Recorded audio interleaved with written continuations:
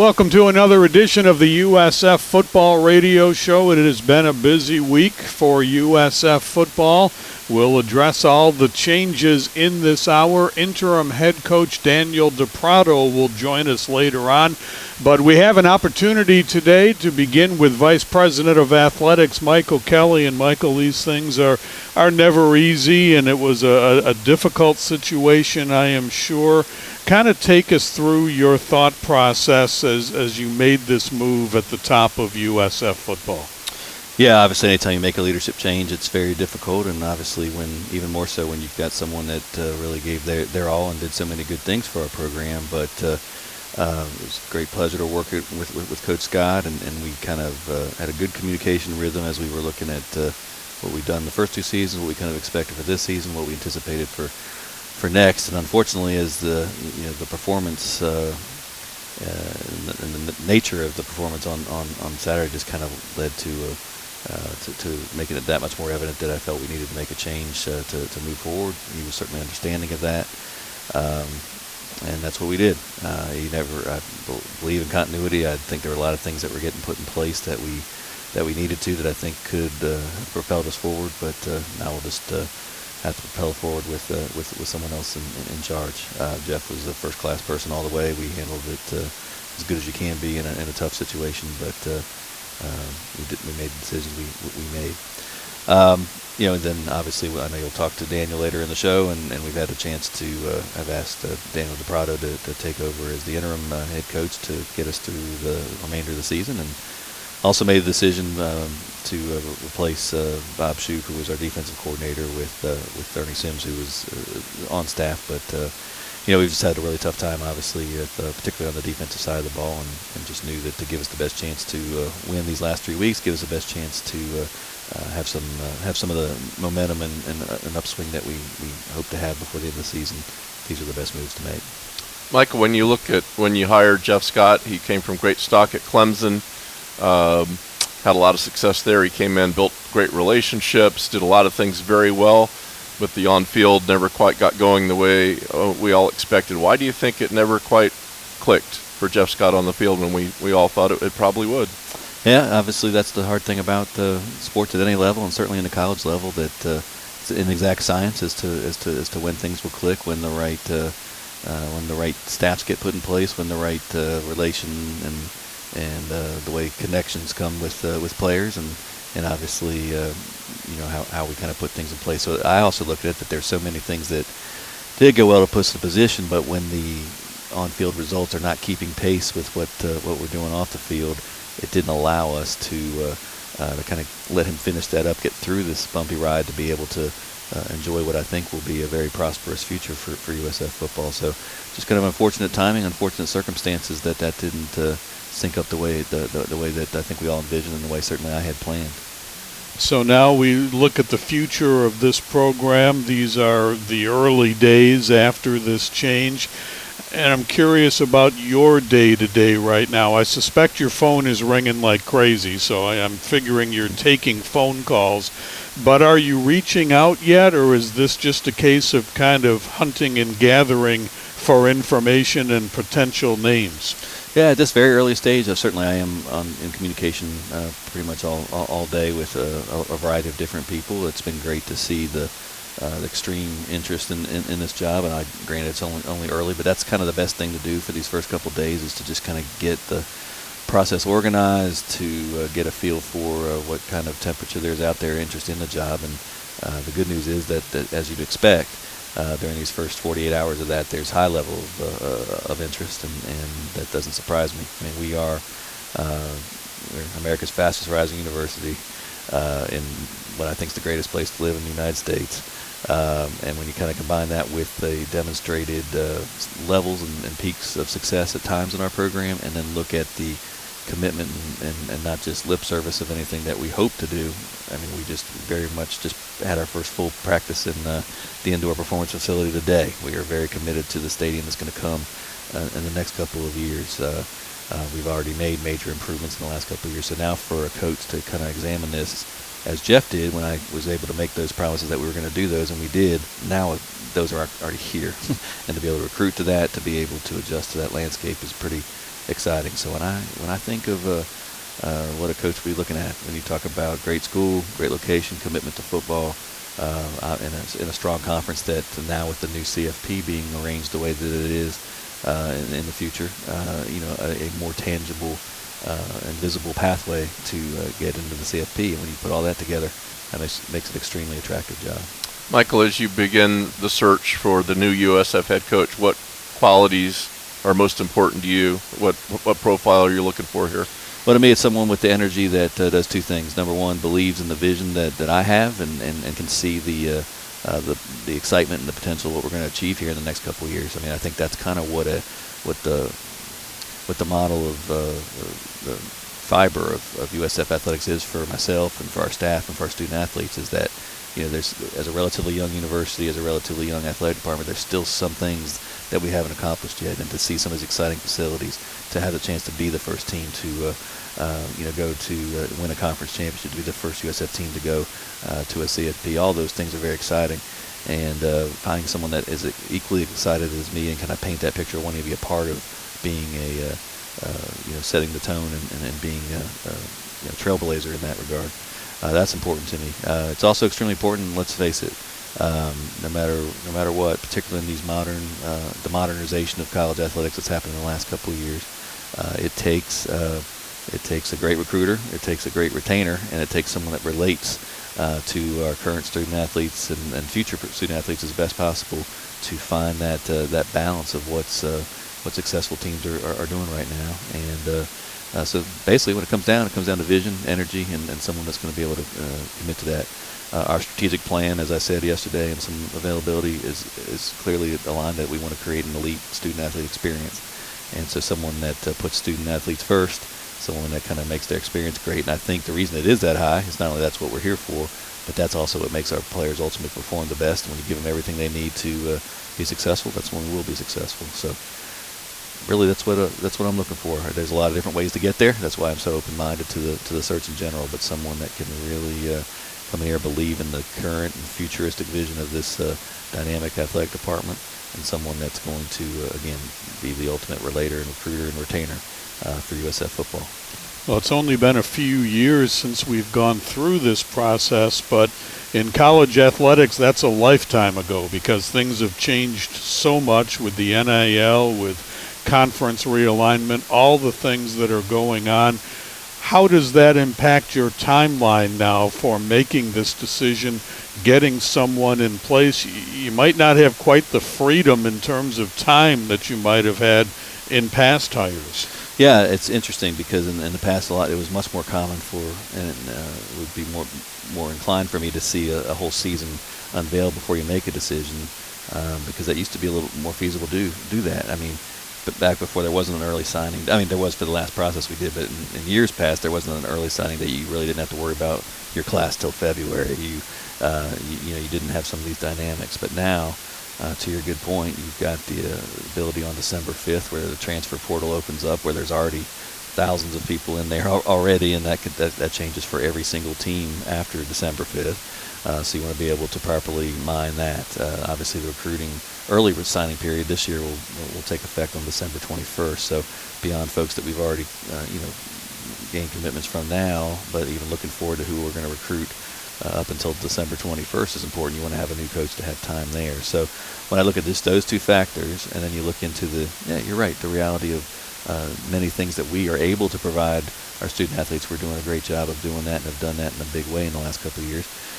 But now as it relates to fans and reality of things and businesses, that's where the whole NIL world has changed things dramatically too. And that's undoubtedly something that our student athletes look to and future student athletes and coaches will look to see what kind of support does a community and does a fan base kind of provide in terms of the special benefits related to their business and name, image, likeness enterprise that they can have. So all those things kind of come together and are really important. So that's why it's important for Bulls Nation to be together and look at not only ways we can directly provide opportunities, but to take advantage of this great city that we live in and so many great businesses that can probably find good advertising opportunities for our athletes of all sports. There are all sorts of head coaching candidates out there that you might be looking at, those with offensive backgrounds, defensive backgrounds.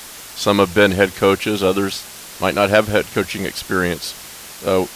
Specifically, is head coaching experience a big important factor here? Or I think it's an important factor. I would say it's something that I would have preference for, but I'm certainly not going to sit here and say it's an absolute criteria. Obviously, we went and there are many capable coordinators out there. It's just a matter of it's always a first time for someone. You just never know if the right fit in the right situation is going to lead to immediate success. And but that doesn't scare me at all to not have it. But it is something that I think anyone that's been in the chair before that has had those first learning curves, like any of us have in any job that we do, you always can have a good likelihood to do it better, second time around or third time around, whatever stage they are in their career.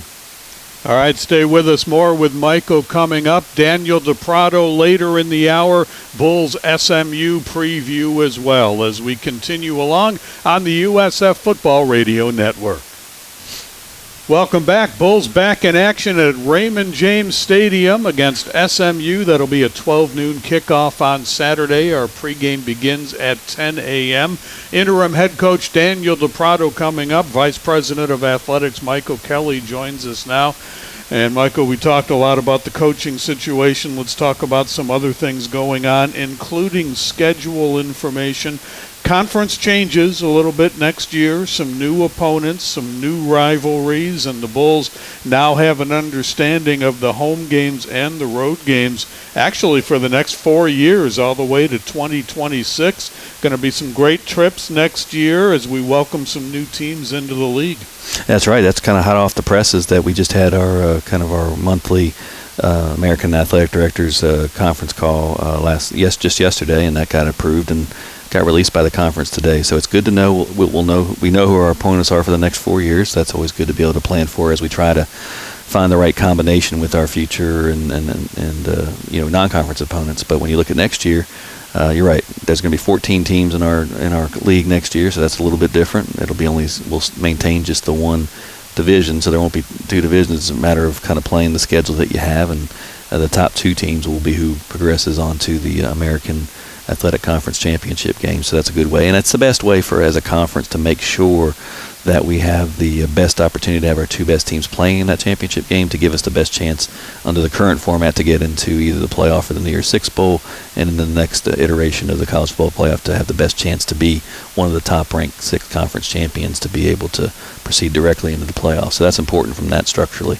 But to your point, next year we do know our non-conference slate. We know we're on the road against Western Kentucky. I think people know that in the opener, and we also have a trip to UConn later in the year. But at home we have FAMU coming back, which is always a great game for us locally and a great crowd. And then obviously we have Alabama coming to town in week 3, so that'll be a great slate non-conference wise. And then who we know we won't know the dates as normal till late January, early February for the actual dates of what we'll have for our conference slate. But we know coming to Raymond James will be we'll have FAMU. Excuse me, we'll have FAU. We will have Rice. We will have Temple, and we will have Charlotte. That's right. Three Owls and a 49er. 3 Owls and a 49er. That's right. A screeching good home season there. So it'll be great. And then on the road, some new destinations, and that's some fun things and some old favorites too, because we're going to get to go to the Naval Academy next year, and I think everyone always loves to go to Annapolis. It's certainly a personal thing to me. My father went to the academy. I grew up in the D.C., Baltimore area, and that's always a special trip when you can be at the Naval Academy. And then we're going to San Antonio, which I think obviously is always a great destination for championships and for conventions, but this will be a great weekend to be along the Riverwalk or be able to go into the Alamo Dome in that case. And we're so that'll be a good trip. And we're going to you're gonna have to help me. I can't remember. Birmingham. That's right. We got good memories there. Yeah, great two great bowl wins there. But this was a new stadium now, a brand new facility that is built in recent years, which is really good. And then Memphis, and an old favorite going back to Memphis. We haven't been to Memphis in a couple of years, but playing there will be another good opportunity for us. So a lot of new faces. We won't have some of the current members that just happen to not be in our cycle for next year. That'll be interesting. A lot of interesting things going on with the program, the schedule, the stadium, the indoor, the university, as you've alluded to, is really on the move right now. So I imagine you don't have to do a big selling job to any candidate for what's here. and I know you spoke to it before, but whoever you choose looks like they could really prosper in a great situation. Absolutely, and that's my job to make sure. I mean, I think everyone is aware of that if they're paying attention to it, because they can kind of see what's happening. But for me to be able to present that and to be able to make sure they're keenly aware of all these things that are aligning and taking place at the exact right time for us to do this, and that's been the plan. That's the development that we kind of came in here and realized some of the tools that we needed to be able to provide our student athletes and coaches, and to see it kind of coming together is just very fulfilling. But what we need to do now is to take advantage of that and win and go to the next level. And that's why, despite all the frustrations in recent years, I am extremely appreciative to our fans to understand that this is part of a process and a journey that I firmly believe in is going to create the sustained success that we want. But I know the pain they feel. I felt it directly. But better times are ahead, and I think and hope that more than not, our fans can see that vision, and obviously whoever we bring in is going to be a key cog into the future of USF football, certainly, but USF athletics and overall. Being an interim head coach is not easy. Being on a staff where there's some question about the future is not easy. And 3 difficult games coming up as well. What has your message been to the existing coaching staff? What do you expect from them over this next few weeks? Yeah, I mean, we had obviously a very frank conversation on Sunday afternoon with them, and I just have a lot of respect and appreciation for what they've done and what they're doing right now, because this is hard when you don't know what your future holds until someone comes in and you get a chance to do it. But I kind of presented it as such. Hey, this is always an audition. Whether it's an audition for here, whether it's an audition for the future of your career, this is a chance to bring that energy. But the main focus that they've done, and they're doing a great job of this, because I just came back from practices focusing on our players, because it's a really unstable time for them too, and to kind of make sure they understand, hey, many of our coaches have probably been through it, not only as coaches early in their career, but probably as a student athlete when they were football players in college. And unfortunately, just part of what happens, and what it takes is like, hey, once you kind of digest the news and you move forward, and then you kind of make the very best of your opportunity. So I think that's what our players and coaches are going to do: have a lot of fun, play with a lot of energy, finish this season as strong as they possibly can. A lot of huge opportunities there that could really put a really good taste in everybody's mouth to move forward. And hey, and a lot of these, everybody that I understand, you come here, you only have certain number of days to play the sport that you love, and every Saturday or one Friday night in this case is an opportunity to do that, and you never want to take any one of them for granted. So that's why they're here. They're Bulls, and I'm just proud of our staff that are going to make sure they're committed to making sure this season ends properly with a good student-athlete experience. Again, you hate to get, when you come back to the straight business aspect of it, it is that's the top priority on our strategic plan, an elite student-athlete experience. That's what I expect these guys to do, and we as a department are going to continue to do that for the future, which is going to translate to great success. So you mentioned the importance of recruiting for coaches. That is vital, but also, especially in these days, retaining, as you also mentioned, not only for the future, but for right now. You've got, as you mentioned, some kids that have an uncertain future. They have lots of questions. I'm sure their families have questions. So how do you go about reassuring them and making sure that they stay in place and stay a Bull? Yeah, I mean, with today's landscape, things are always different than they were 5 years ago and certainly 10 years ago. And again, your best thing you can do is make sure that by providing the right experience, that you create a comfortable and an environment that people want to be in and stay and be able to showcase their talents. And again, for everyone to kind of finish off strong, they kind of see how they've produce and how they show their wares and all those sorts of things. So for the current players, they know it's a time frame of some slight instability here, but they again are excited for the opportunity to play, and it just makes the most sense to focus on what you can control right now, do the very best that you can, and then when there's more information available, you can make the best decision for yourself, and then we can make the best decision for them once we have the new staff in place. So I think that's what everyone's doing, kind of taking a wait-and-see attitude. I think there's a great bit of affection for this institution and for this program. I think people and our players like what they see. They know that we're making the investment, but it's obviously a matter of how it all comes together, and everyone deserves the right kind of information to be able to make the best decision for them. Michael, thanks. We appreciate the time. We'll see you out at the stadium on Saturday. I can't wait for Saturday. Obviously, not only a great opportunity against a good SMU team, but as the helmet here indicates, it's salute to Service Day, and it's always something we do extremely well here at USF. I love the uniforms that we wear, but I love that this university is one of the very best in the entire United States for veteran success programs. Obviously, our connection to the military here in Tampa is second to none, and just grateful, very grateful for a chance to salute them and to celebrate them as a part of our university fabric. 12 noon on Saturday, Raymond James Stadium, the Bulls and SMU. USF led by interim head coach Daniel Prato. He's coming up next on the USF Football Radio Network.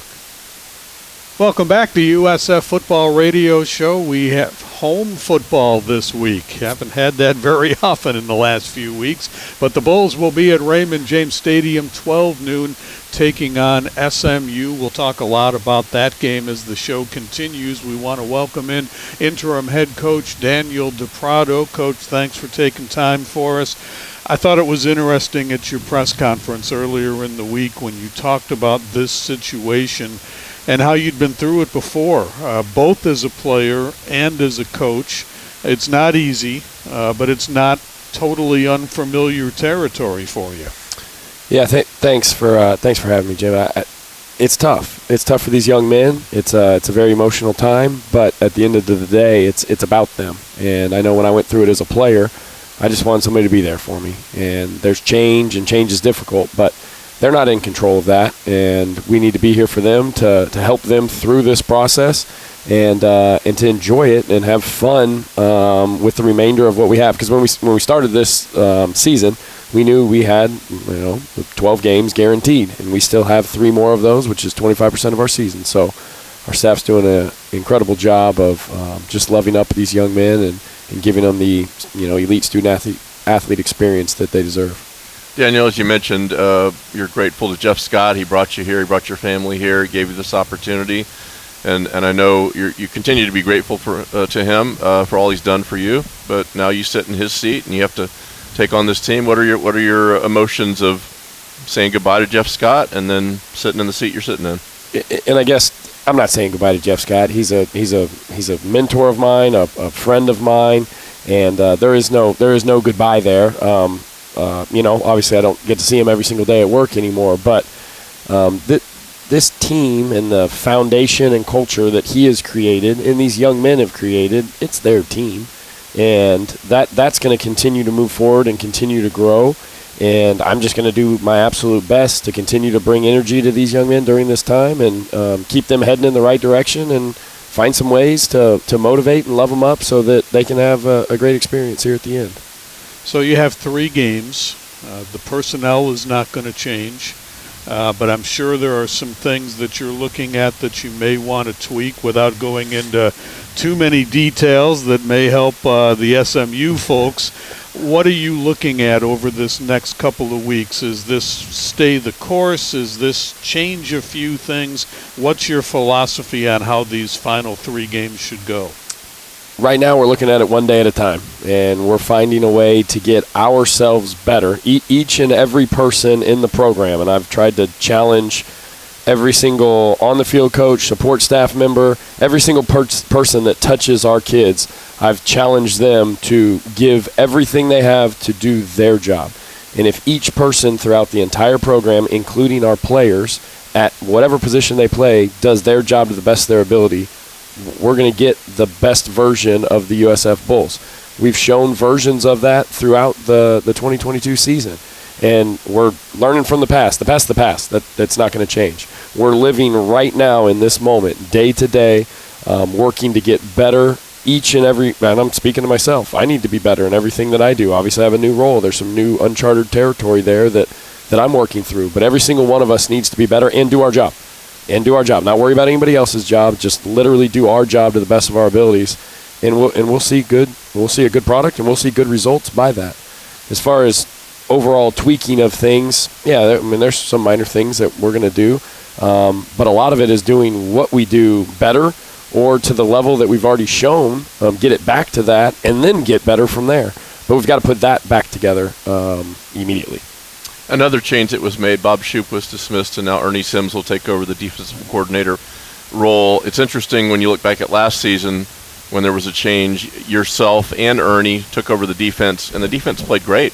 against UCF. Really, really great. So, and I know you can't change everything. You can't overhaul anything in a week. But what can you do for this defense to kind of give it some juice, give it some new energy, new voice, a new direction? Ernie, Coach Sims has an incredible feel for our young men. And the way he carries himself on a daily basis, and I'm speaking from my experience of being with him and around him, you talk about being a professional. And that's why he had an incredibly long NFL professional career, because of how he attacks and carries himself every single day. And it's an inspiration to every single person around him. And he is locked in, focused, and he's going to do an incredible job with our young men and has a great beat on them and where they are. And then obviously from his background in both as a player and as a coach, he's got great ideas. And he did an incredible job last year in that game, and he's going to do an incredible job the remainder of the season here as well. You have been the special teams coach. When this news came down, I presume at some point Michael Kelly came to you and said, I would like you to be the interim head coach. Did that surprise you? I mean, the whole situation was very difficult from the moment I heard and moving forward. As far as surprised, I spoke on a little bit in the press conference. It's kind of a unique deal with the fact that every single day we start with a quick team meeting, whether it's a long or a short team meeting, and then literally Coach would call me up and I would speak in front of the entire team. And in that role, you kind of get to address everyone and coach everyone when you include, the eight units of special teams. You got your punt, your punt block, kickoff, return, and then you have your PAT and field goal block, and then you have your must in your hands team. That touches every unit aside from the quarterbacks. It touches every unit on our football team. So being able to interact and have a relationship with these kids for the last 3 years, the ones that have been here the whole time, has been awesome. And it's kind of interesting sometimes as I address the team initially. And then I know the first time on Tuesday I addressed the team initially, and I kind of looked around and said, "What's next?" And someone was like, "You are." I was like, "Yeah, here we go." So, and then we went right into special teams. So we're transitioning as smoothly as possible, and it's been the kids have done as good as can be expected during this time. Daniel, you're a former college quarterback, son of a coach. You had a journey through Sacramento State, Louisiana Monroe, Arkansas, Colorado. I might be forgetting somewhere, but for a guy that's relatively young in your career, you've had a lot of experiences. So, and you know what's here. Mm-hmm. So, what do you see for the future here of this program? You've tasted it yourself, but as we move forward, where this program can go and where it can finish too this season. Yeah, first of all, with the program and the direction, I honestly believe sky's the limit. I think there's so many great things in place. Obviously, geographically, we're in an incredible area. And then you look at this university and the things that it has to offer, and the athletic department, the administration, everything that's taking place right now with the new indoor, the locker room renovation, moving in with the new stadium and in that direction. I honestly think sky's the limit. And for one reason or another, I think we made progress in every single area of this program except one. And I definitely think sky is the limit. As far as the remainder of this season, I've never been one in life to put a ceiling on anything. I think anytime you put parameters or a ceiling on something, you can limit yourself. Our young men are working tremendously hard and believe in their talents and abilities. And obviously some of those things haven't gone the way we've wanted them to. There's been flashes of it, but it's my job and our job as a staff to get that pulled together for 4 quarters. And it starts with today's meetings after practice and now tomorrow's practice. And it's step by step, and it's going through that process. But I definitely don't want to put any parameters on anything, and I don't that's just confidence in our kids, in the belief that I have in our young men for their ability to go out there and perform. So we're having a bad weather week here in Tampa, and it's kind of well-timed, as it turned out, for the football team. You told us when we were talking things over before the show, you told us the story of getting into the indoor practice facility for the first time this week. So I'm going to ask you to recount that now. Tell us about the first time this team found out they didn't have to mess with the rain and the wind. So we were having a team meeting this morning and present the schedule and then go through the practice script of what we're going to do in practice. And after I discussed the schedule for the day, I kind of told them, and I'm a glass half full and it's always full type guy, and told them, guys, hey, look, and y'all came in this morning. It's very, very windy. The ball's going to fly all over the place. It's dark. It's dreary. It's gray, and just kind of set it up as, how are we going to respond? I believe you have the opportunity to choose how to respond in any situation. And hey, how are we going to respond? And waited for some responses, and someone's respond, adversity, here we go, let's go. And then finally I heard someone in the back of the room kind of gave a little, go in the indoor? And you're right, let's go in the indoor. So the kids got excited, and they were fired up. So we actually did the pre-practice routine and everything outside, and then brought them up, talked through a couple things to make sure we were good on what was going to happen in there, and then we sprinted on in, and there was kids on the ground making, I guess call it a snow angel, but a turf angel, and kids were running around and having a blast, and that's what we're here for. I mean, that's what we're here as coaches and as mentors of young people, is for those moments for them to have a great experience, and it's their building. They've worked hard for it, and I was just excited that they had the opportunity to get in there today. And that kind of speaks to, I think, another criteria you're trying to bring here as we finish the season. Been a tough week for a lot of people, very emotional, a lot of heavy hearts. But in addition to doing the work you've got to do, you say we want to have fun. We got to have fun. So you're trying to maybe lighten the mood, or just get their minds on the task in a different way. So how do you want them to have fun? Yeah, the easiest way to have fun is how we spell fun, which is WIN. That's the easiest way. But I think with anything in life, when whatever you're doing in life, if you're not enjoying it, you're not going to perform to the best of your ability. And I think that's for anybody in any walk in life. If you go into a restaurant and your server comes over and they're excited and they're having a good time and they're interacting with you and they're reading people and they're working, I promise you they're doing a great job. And not only are they going to get a great tip, but you're going to enjoy your experience. That goes for anything. So I'm trying to get through the locker room first thing in the morning, get through the training room, be around them, see them in the weight room, and just make sure you enjoy what you're doing. Now, yes, do you have to put the work in? Of course. And you're not going to get results if you don't put the work in. But if you're not enjoying putting the work in, then we're not going to get anywhere as it is. So, yes, obviously the easiest way to have fun is that good old WIN, and we're doing everything in our power to get that. But I think every single second of every single day you have a choice to be able to enjoy and make it a great day. Not hope that it happens or just maybe somebody will give me a great day. You got to create that. You got to make it a great day in everything that you do. All right, Coach, stay with us. One more segment coming up after this timeout. Bulls and SMU Saturday, 12 noon at Raymond James Stadium. We'll get into that matchup a little bit in the upcoming show when we return on the USF Football Radio Network. Welcome back to USF Football Radio Show. Interim head coach Daniel Prato with us. The Bulls and SMU at 12 noon Saturday, Raymond James Stadium. Salute to service game. Tickets available at 1-800-GO-BULLS for this one.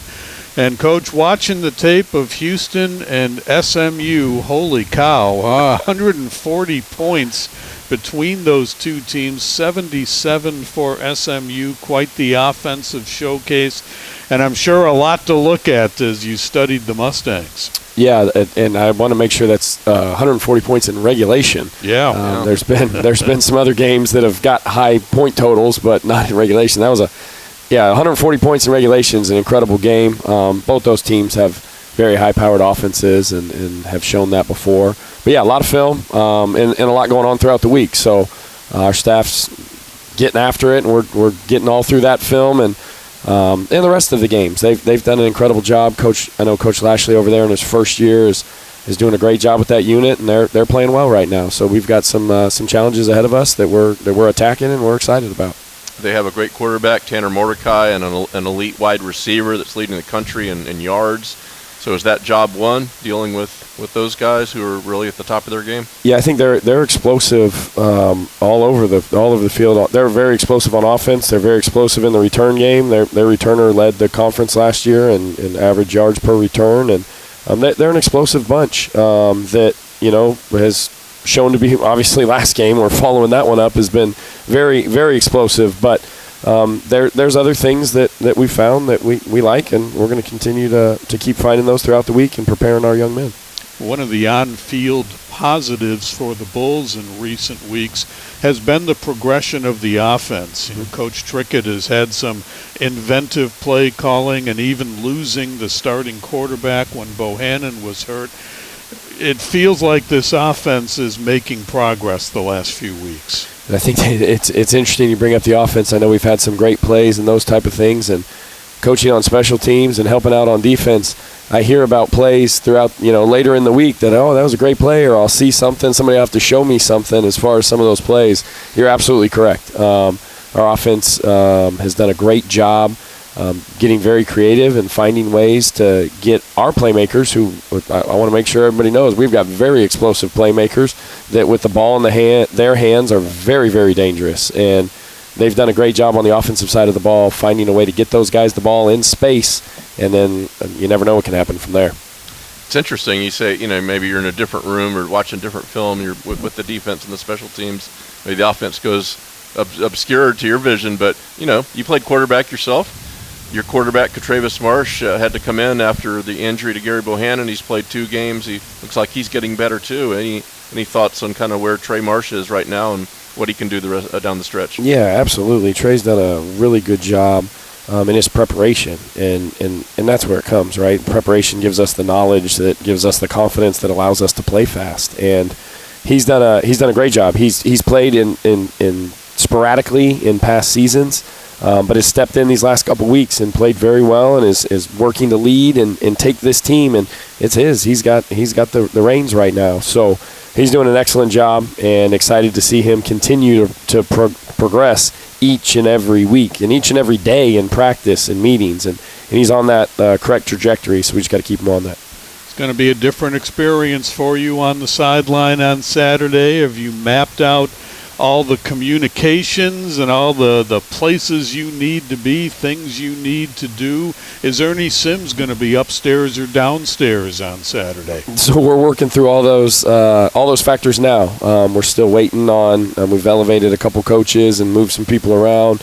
I thought it was very interesting. We have officials that come out to practice, and one of the officials came up to me as I was walking off the field and gave me some, "Hey, coach, remember?" And he kind of paused. He goes, "So you're going to call timeouts during the game, so don't forget to do that, number one." He said, "But then here's how you do it. You come on out there and just tell us. And if you run down the sideline, you can go all the way down there, but just make sure you call it." So, yes, we are working through all those things now, but it was awesome to have an official talk to you walking off the practice field about that.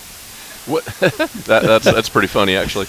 A lot of little logistics you don't think about until you're actually there. Yeah. Yeah. So I mean, you've played a ton of football. You've coached a ton of football. When we get to Saturday, is just another football game for you, or is it different in a way?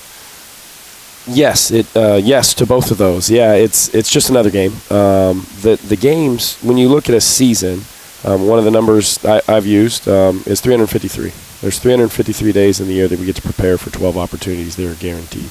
Obviously, when you start the season, you're always working to earn more of those. But we have 353 days to prepare. Now, in a different role, I haven't been preparing for this particular role for 353 days, but it's still the same game. Our kids are going to play. We're going to get our kids to play our tails off, but they've played a bunch of football too. And a couple weeks ago, I actually went back and looked. I guess this Saturday will be my 218th game. At the end of this season, I'll have coached 220 games in the 19-year career I've had. And I've been so blessed and fortunate to be around incredible coaches and young men. But I personally have to work through a few things.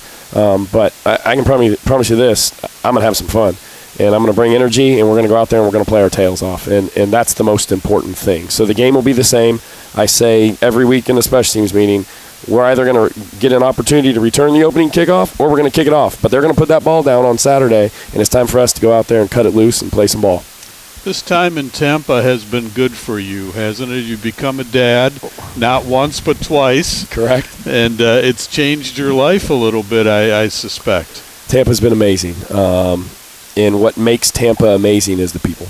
There's incredible people here. And that starts with Coach Scott giving me the opportunity to move my family here and grow my family, and then obviously Michael Kelly and everybody in this building. But Tampa's been incredible. We love it here. We spend a lot of time at the beach. We enjoy the beaches. My little girl loves running through the water and having a good time. So I believe every situation's what you make of it. And I really enjoy Tampa Bay. The weather's incredible. The beaches are amazing. There's so much to do. But at the end of the day, it's about the people. And there's just an amazing group of people in this building. And I can't say enough, as I've transitioned into a new role, I go walking through the building and everybody asks, hey, what can I do to help? And my answer to everybody's kind of just been, hey, just keep doing your job. But if you see our players, love them up. Ask them how they're doing. Encourage them. They're going through a transition. So please put your arm around them. Tell them you love them and care for those young men, and good things will happen for them down the road. Daniel, it's hard to judge anybody just on short conversations, but clearly you have a lot of energy. You're a positive thinker. You try to impact everybody you come in contact with. Where does that come from? Is that how you've always been? What makes you you? Because you're a unique guy. Well, I appreciate that. I guess you kind of, wisdom comes through experience, I believe, and I've had a lot of experiences. And you mentioned some of the places I've been. As you were going through it, I was kind of checking them off the box. I think the other place I'd been was Montana State up in Bozeman. I've had some incredible mentors in my life. Being around my dad as a coach, his entire career, he coached for over 40 years. So I got to be around. I've been around coaching, which I believe, and people ask me, like, what do you do for a living? I said, I mentor young men. And being around great mentors has allowed me to kind of form that throughout my 41 years of life. And I think every interaction, you're either adding value or you're taking it away. And I believe energy is infectious, both ways. So with positive energy, you can infect somebody else and help them.